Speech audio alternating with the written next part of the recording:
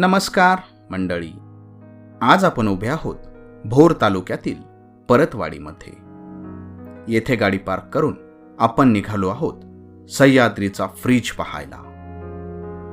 होय, सह्याद्रीचा फ्रीज म्हणजेच कमळ पुष्पाच्या आकाराचा कमळगड पाहायला. सासवडपासून सुरू झालेला आमचा प्रवास 2 तासांनंतर कापूरहोळ शिरवळ मार्गे वाई येथे थांबला. वाईमध्ये झणझणीत मटका मिसळवरती ताव मारून आम्ही धोम धरणाचा जलाशय पाहत येऊन पोहोचलो कमळगडाच्या पायथ्याशी असणाऱ्या परतवाडी येथे. उन्हाळा असल्यामुळे बाजूचे डोंगर पिवळे धम्मक दिसत होते, पण सह्याद्रीचं डोळ्यात न मावणारं रूप पाहायचं असेल तर येथे पावसाळ्यात येणे उत्तम. समुद्र सपाटीपासून 4200 फूट उंचीवर असणारा महाबळेश्वर डोंगर रांगेतील हा गड गिरिदुर्ग प्रकारात मोडतो. मध्यम श्रेणीमध्ये येणाऱ्या या गडावर पोहोचण्याचा मार्ग घनदाट जंगलातून जात असला तरी सोपा आहे.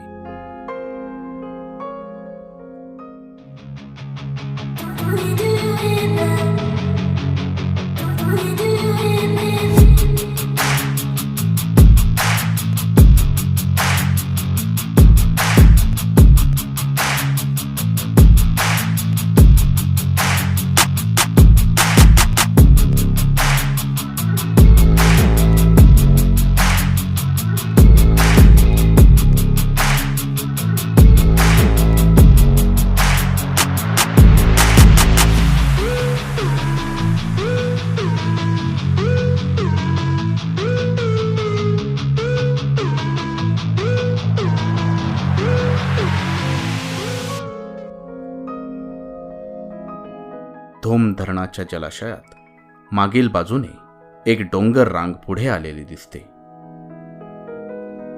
दक्षिणेकडे कृष्णा आणि उत्तरेकडे वाळकी नदीचे खोरे यांच्या मधोमध हे कमल पुष्प दिमाखाने उभे आहे.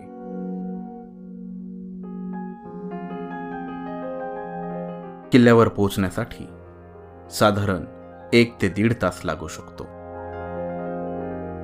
उन्हाळा असल्यामुळे किल्ल्यावर जाणारी वाट उत्तम होती. पावसाळ्यामध्ये हीच वाट निसरडी बनते.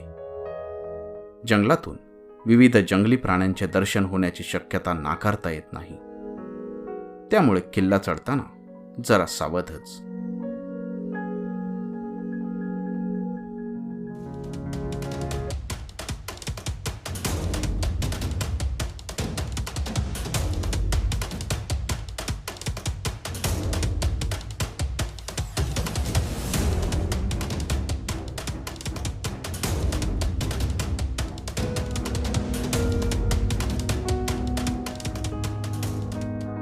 साधारण अर्ध्या तासाचा प्रवास केल्यावर आपण गोरक्षनाथ मंदिर येथे पोहोचतो.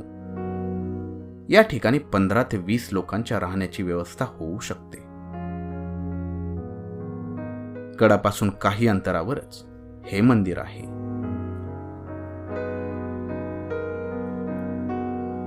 आता गोरक्षनाथ मंदिरापासून किल्ल्याला जाण्यासाठीचा घनदाट जंगलांचा प्रदेश सुरू होतो. वाई तालुक्यात असणारा हा किल्ला चहूबाजूंनी घनदाट जंगलांनी वेढलेला आहे.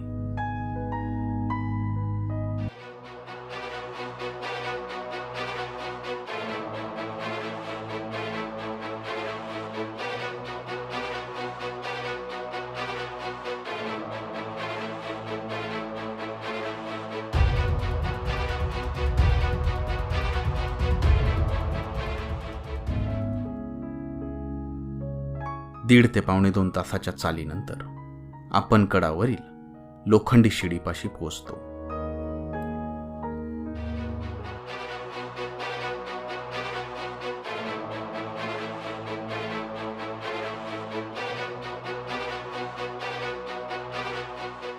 शिडी चढून आता आपण गडमाथ्यावरती पोहोचलेलो आहोत. गडमाथ्याच्या सपाटीवरून आजूबाजूचा डोंगर दऱ्यांचा सुंदर मुलूक आपल्या दृष्टीपथात येतो. एरवी इतर किल्ल्यांवर आढळणारे प्रवेशद्वार, बुरुज, तटबंदी इत्यादी येथे काही आढळत नाही. किल्ल्याची अवस्था तशी उत्तम. मित्रांनो, या गडावर येताना मार्ग चुकण्याची शक्यता नाकारता येत नाही. म्हणूनच किल्ल्याच्या पायथ्यापासून परतवाडी किंवा धनगरवाडीपासून वाटाड्या आपल्या बरोबर असावा.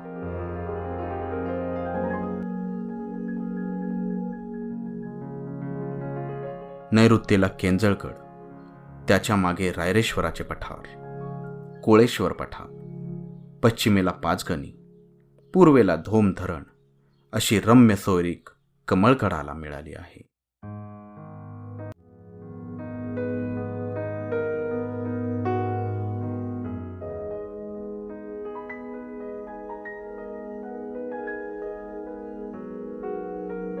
आता आपल्याला पाहायला मिळतं किल्ल्यावरती पाहण्यासारखं एकमेव ठिकाण.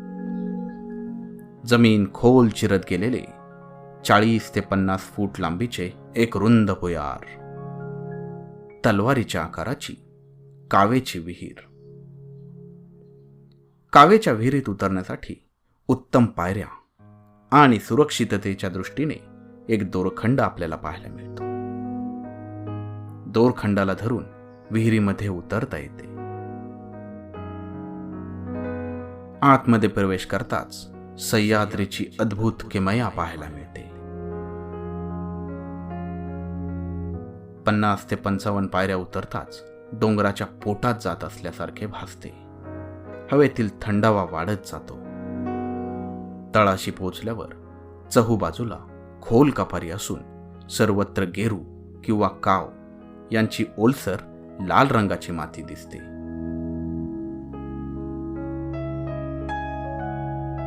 या कावेमुळेच याला सह्याद्रीचा फ्रिज असं म्हटलं जातं.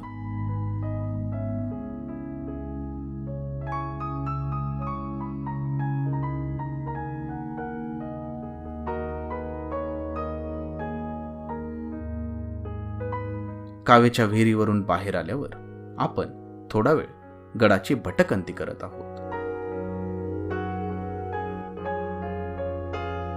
गडावरचे हे पठार तसे अतिशय छोटे आहे. गडावर राहण्याची कोणतीही सुविधा नाही. जेवणाची आणि पाण्याची सुविधा स्वतःलाच करावी लागते. तेव्हा गडावर येताना जेवण आणि पाणी स्वतःजवळ असणे उत्तम.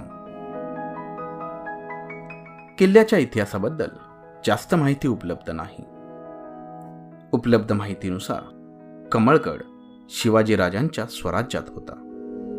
गडाचे किल्लेदार पिलाजी गोळे हे होते. छत्रपती संभाजीराजे आणि शाहूराजे यांच्या काळात सुद्धा गड स्वराज्यात होता.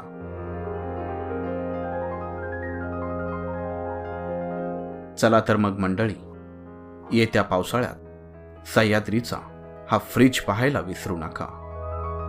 हा व्हिडिओ आपल्याला कसा वाटला ते कमेंट बॉक्समध्ये कमेंट करायला विसरू नका.